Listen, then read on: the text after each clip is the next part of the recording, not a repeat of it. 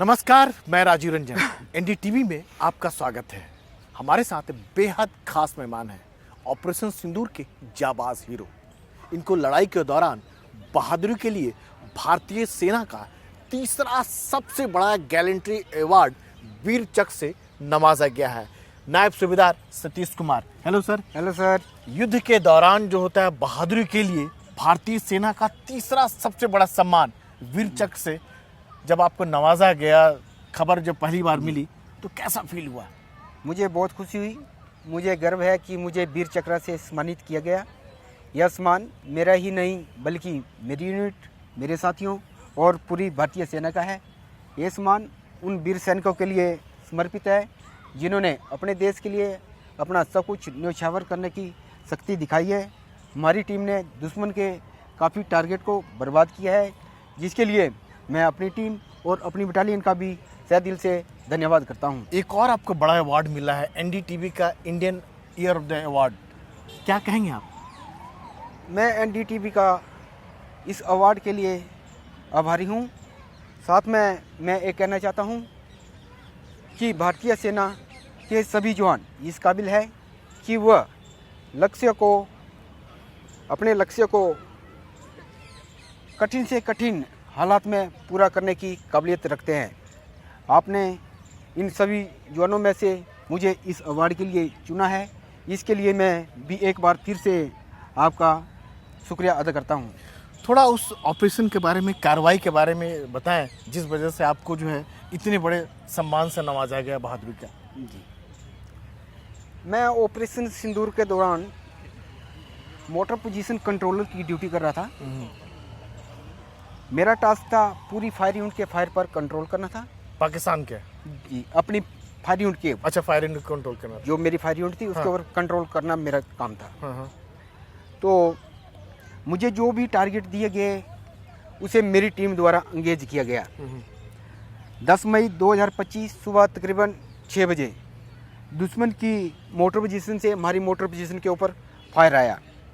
हमने दुश्मन की मोटर पोजीशन के ऊपर जवाबी कार्रवाई की। कुछ देर तक फायर चलता रहा। कुछ देर के बाद हमारी पोस्ट के संतरी ने देखा कि हमारी पोस्ट के ऊपर एक ड्रोन है जो कि तकरीबन 150 मीटर था। हमने ड्रोन के ऊपर फायर किया और ड्रोन वापस दुश्मन की तरफ चला गया। कुछ देर के लिए फायर रुक गया और हम अल्टरनेटिव पोजीशन में, मतलब उस जगह को छोड़ के दूसरी जगह में चले गए। लोकेशन चेंज किया ताकि दुश्मन को पता ना लग सके कि आपकी लोकेशन क्या है, क्योंकि ड्रोन ने हमें पहले देख लिया था। अच्छा, तो हम दूसरी जगह में चले गए। तो हमने उधर से फायर शुरू किया। तो कुछ देर तक फायर करते रहे। तो कुछ देर बाद दुश्मन की 2 पोजीशन से हमारे ऊपर फायर आना शुरू हो गया। तो मेरे पास 4 ट्यूब थी। मैंने बाएं की 2 ट्यूब को बाएं वाले के टारगेट के ऊपर और दाहिने वाली 2 ट्यूब को दाहिने वाले टारगेट पर। मतलब मोटार की बात कर रहे हैं आप? जी, एक गन। हाँ, दाहिने वाले टारगेट पर अलग अलग डाटा अपलोड करके, अलग अलग डाटा पास करके एक समय में मैंने दोनों टारगेटों को एक समय में एंगेज करवाया। ओके, एंगेज मतलब उसको हिट किया आपने? हाँ जी।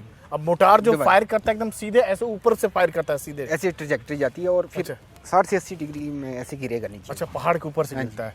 तो आप लोग को टारगेट कैसे पता लगता है, कैसे मतलब कि इस पर्टिकुलर टारगेट को हिट करना है, जगह को, लक्ष्य? हमें टारगेट जो है, हमारा एक मोबाइल फायर कंट्रोलर होता है जो टारगेट आंख होती है एक हमारी, वही देखता है टारगेट को। हम टारगेट को नहीं देखते। अच्छा, टारगेट को वही देखते हैं। अच्छा, इसके ज़्यादा मैं डीपली नहीं बता सकता। अच्छा, वो आपको बताते हैं, फिर हाँ, आप लोग वही करेक्शन देंगे। हाँ।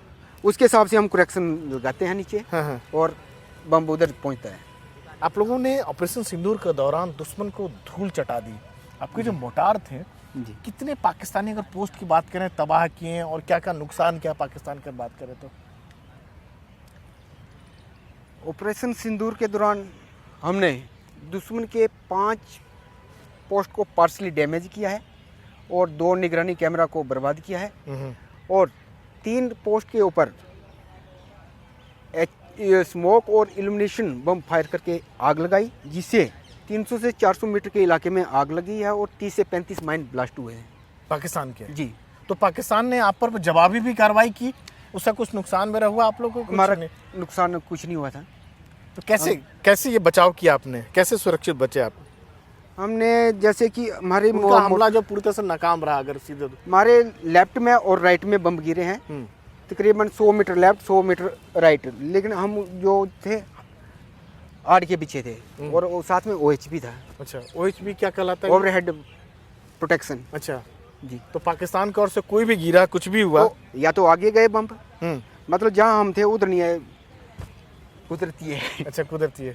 लेकिन पाकिस्तान को आप लोगों ने सबक सिखाया पूरी सिखाया। तरह से। जी सर। मतलब एकदम ठोस जिसको कह सकते हैं। जी सर। जी सर।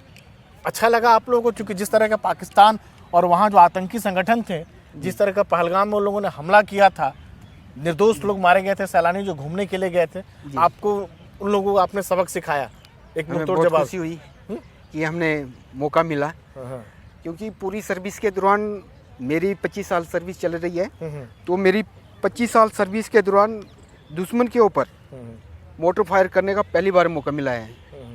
क्योंकि मोटर का फायर अगर लड़ाई में होता है मेन तो 99 के बाद शायद ही कहीं हुआ है, तो मेरी सर्विस के दौरान पहली बार मौका मिला ऐसे दुश्मन के ऊपर मोटर को फायर करने का। ऐसे तो हम डेली मतलब दूसरे महीने तीसरे महीने ऐसे फायर करते रहते हैं, तो ऐसे फायर बहुत किया है, लेकिन दुश्मन के ऊपर पहली बार मौका मिला। जब मौका मिला तो चक दे फट्टे। जी, काफ़ी फायर किया और हमने जी बर्बाद कर दिया। एक गर्व महसूस होता है कि जो देशवासियों का जो भरोसा था। बिल्कुल साहब। कैसा लगा आपको? हमें बहुत खुशी हुई। दुश्मन को जो धूल चटा दिया आपने। दुश्मन के जब पोस्टों के ऊपर आग लगी तो ऐसे जैसे मानो कि उजाला हो गया दिन में, रात के समय ऐसा लग रहा था कि दिन हो गया है। मरे भी होंगे उधर कई लोग, पाकिस्तानी लोग। ये तो इंटरसेप्ट में पता चला, लेकिन हमें बताया नहीं है। बताया नहीं गया। लेकिन आप लोग को जो फिर से अगर मौका लगे, जी, पाकिस्तान गलती करेगा, अगर गलती करेगा तो फिर से आप लोग बिल्कुल जवाबी कार्रवाई होगी। और पाकिस्तान तो नापाक हरकत ऐसे भी करता रहता है, आज से नहीं, जब से आतंकवाद से जुड़ा है पाकिस्तान, तो एक गड़ी बन चुका है पाकिस्तान में तो।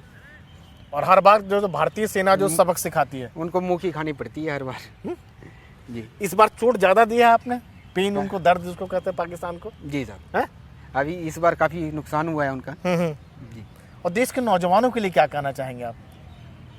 मैं देश के नौजवानों को यह संदेश देना चाहता हूँ कि मजबूत शरीर बनाएं, तेज दिमाग को विकसित करें और नई टेक्नोलॉजी को समझें, और सबसे ज़रूरी है देश को अपने से ऊपर रखें। और सेना की ओर से भरोसा भी देंगे कि अगर कोई भी चुनौती आएगी आम लोगों के सामने, तो उसके सेना एकदम मुंहतोड़ जवाब देगी, कहीं दुश्मन को हरकत करेगा तो। बिल्कुल देगी साहब। बिल्कुल बिल्कुल देगी, कोई जान के परवाह ना कर, देश के लिए एकदम बिल्कुल देंगे। बिल्कुल। शुक्रिया सर, NDTV से बात करने के लिए आपका। Thank you. शुक्रिया, थैंक यू।